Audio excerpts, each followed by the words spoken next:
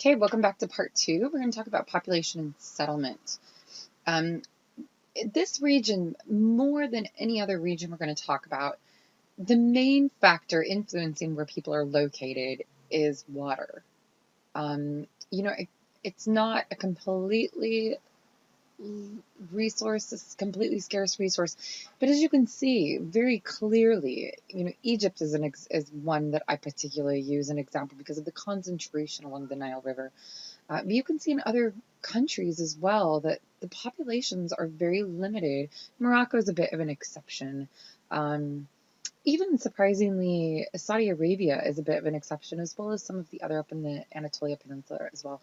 But largely speaking, especially in northern Africa, people are located where water is. So there's this what we'd call an intimate tie or intimate marriage between water and life in this region. So you can see here the population density is very specific. What we actually refer, I'll give you a couple terms that I'll want you to know, particularly regarding population density in this area. Regarding some of the population indicators, you can see here we've got the list of countries. Population varies greatly from one country to another, but realistically speaking, the populations aren't too high. Egypt is the highest with about 89, almost 90 million people, followed by Iran, and then it goes quite low. Western Sahara, only 0.6, not even getting up to 2 million people, so a fraction of the islands of Oahu's population. However, population density, again, is quite different. Western Sahara, we don't have any reference for, but Gaza and the West Bank, 693 people per square kilometer. Bahrain, even higher. Rate of natural increase is relatively low. This is something that has become lower and lower, and we'll talk about a little bit towards the end of this section. Total fertility rate, again, becoming quite low. So, and it's dropping quite considerably. Actually, if I go back to the rate of natural increase, if you remember the rate of natural increase, the rate for maintaining the population is at 2.1. So a lot of these countries are actually quite lower than maintaining the population. Total fertility rate, going back for some countries, is quite high. Gaza, West Bank's at 4.1, Egypt's 3.5, but then you also have quite low. UAE is 1.8, Lebanon 1.7. Percent urban. Some countries such as Bahrain are 100% urbanized. Qatar as well as 100% urbanized, and then you have other countries such as Yemen, which is only 34% urbanized. Sudan is only 33%, so huge disparity across the region. Percentage of the population under the age of 15, quite high for some of the countries. Gaza, West Bank, not surprisingly, considering the total fertility rate. So you have 40%.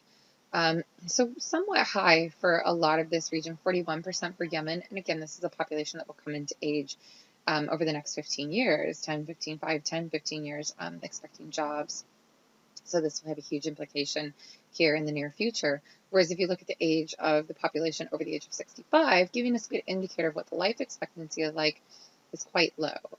The highest is Israel, which has 11% of the population. Relatively, other than that, most of the populations are quite low, the percentage of the population over the age of 65. And then again, net migration, we'll talk about. For some of these countries, again, this is the rate per 1,000 people. So some we have a positive migration, Lebanon, Kuwait, Oman, Qatar, where is UAE? Only 8. This will kind of pop out here. We'll talk about a little bit. Syria, obviously, negative 26. And I would question then again how much of this is actually documented, how much has even been exacerbated even more in the last few years. Libya, a lot of people going out. And these are regions that have seen a lot of political unrest as well. So geography. Particularly in this region, we would say the density is quite high. But the physiological density is quite high. And by physiological density, I'm referring to the number of people per square unit of arable land. So again, the majority of a lot of these countries, not all of them, but a lot of the countries, it's not arable land. It's not, you can't grow anything in sand, for example, very soils that are not fertile whatsoever. But generally speaking, we saw Some countries only had 33% of the people living in urban areas, and some countries had 100%. But generally speaking, across this region, we have less than 2/3 that live in cities, which is quite low on a global perspective. But we do still see it kind of contradicts itself. You don't have a lot of people living in cities, yet we have a lot of problems regarding urban crowding, and lack of resources and being able to provide resources for the people that live there. So going back to water, which is kind of a recurrent theme, this is one of the earliest hearths of domestication. What this particular region or the particular area that was this cradle of civilization we call is the Fertile Crescent. So you can see the orange areas the brown areas have little or no agriculture. Yellow has pastoral nomadism, which I'll talk about in a minute. Green, and I'll talk about this again, is oasis and irrigated agriculture.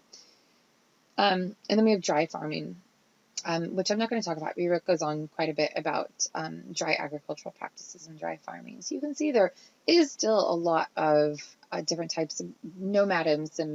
Grazing is also considered an agricultural activity. So there really is, even despite the fact that there's not a lot of quote unquote arable land because you can't grow necessarily things on it, there still is a vast amount of agricultural activities across this region. So pastoral nomadism are people who, it's still based on subsistence agriculture, so providing enough food for your own consumption with minimal surplus that can sustain a relatively small population.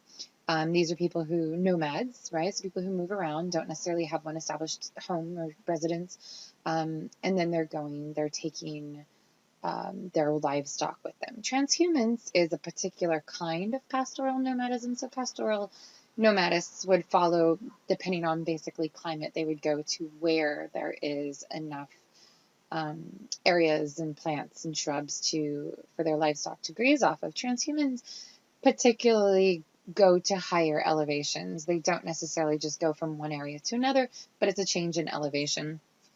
And this is an example of oasis. Oases, a lot of you might think that they might not really exist, so that we often associate them with being mirages in the desert, but they do exist. It's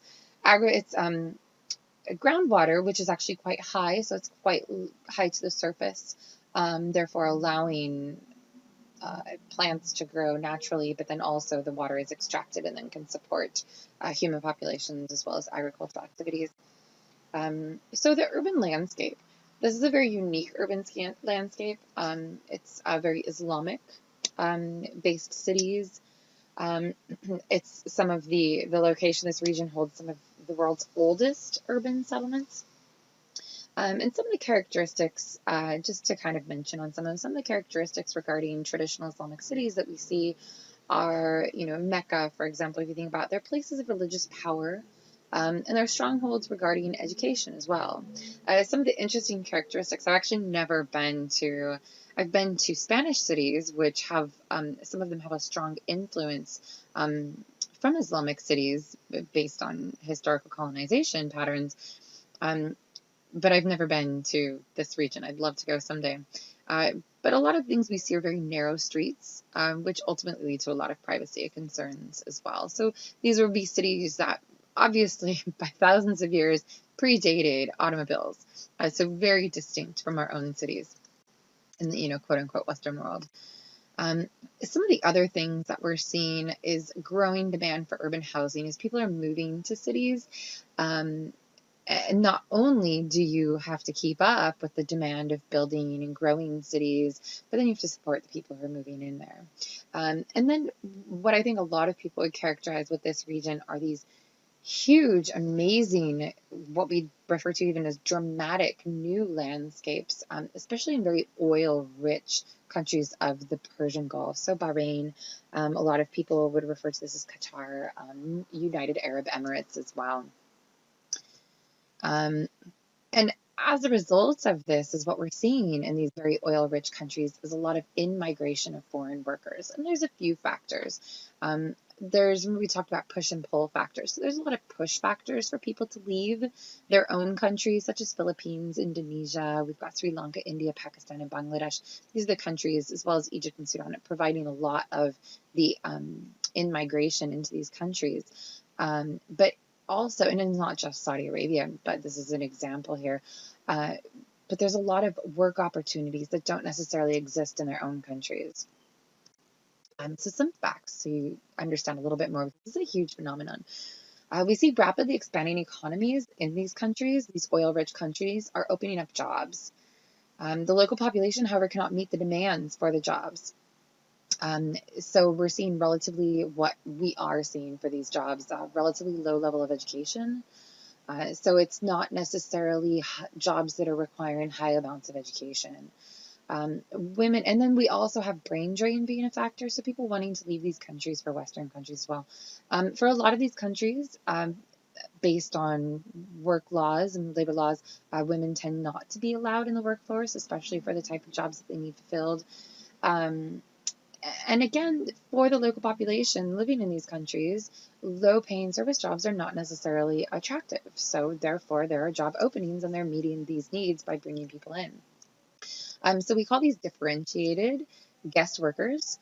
And there's a difference. So this is a different system. These are not just people coming. We've also got skilled expats, so largely from European and North America.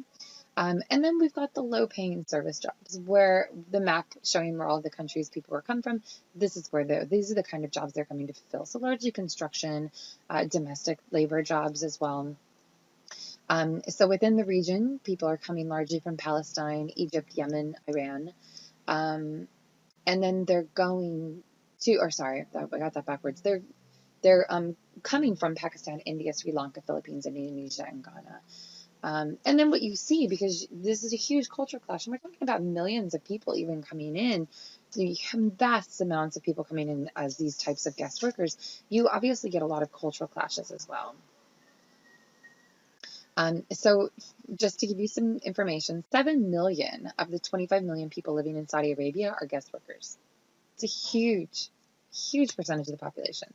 1.8 million of the 2.8 million people living in Kuwait are guest workers. So that's more than 0.5%, right? More than 50% of the population. In Dubai, which is in the United Arab Emirates, guest workers make up 90% of the city's 2 million inhabitants. It's phenomenal. I can't even understand. It's hard for us to relate. So here you can see Dubai's population, almost 2 million people. Over 500,000 are from India, and you can see it goes all the way up. It's a huge amount of people from a lot of other countries. It's really impressive. And this contributes back, which is really important for a lot of the countries that people are coming from, what we call remittance economy. So remittances are where people go and they send money back to their home country to help support their usually family members or friends back in their home country. So in 2012 alone, South Asia received more than $81 billion in remittances. For a lot of these countries, remember we talked about GDP versus GNP or GNI. So what was produced only within the country, and then what is produced, including what is sent in from abroad. So when we include what's sent in from abroad or produced abroad, a lot of this we're talking about for a lot of these nations, we're talking about remittances as well. So Indonesia, Philippines, Vietnam alone received more than $37 billion in remittance. So more than half comes from employment in Southwest Asia. So this region that we're talking about as well. I'm not going to show this video, but I've got a link here. So another aspect that your book really doesn't touch upon, a little bit it does, but the massive refugee crisis we have largely associated right now with Syria. So not just internally displaced people, but people fleeing the country as well. We also see massive amounts of people trying to leave through Libya to go through to Europe as well, which is contributing. We'll talk about this a little bit more with Europe, but it's this population trying to flee this region to gain access, right? To gain access to a better life. Recently, they've talked about, within the last year, they've been talking about an emergence of a slave market that has been happening where people are fleeing Nigeria, for example, trying to pass through Libya, which was one of the countries that had its government fall with Arab Spring. And there's, for a bunch of political reasons that we'll talk about in the Europe chapter, There's Europe is cracking down. It's been cracking down even more about preventing these people from actually making contact in Europe. So boatloads of people are constantly being returned to Libya, which is the port through which they left, and they're being detained in more or less these refugee camps.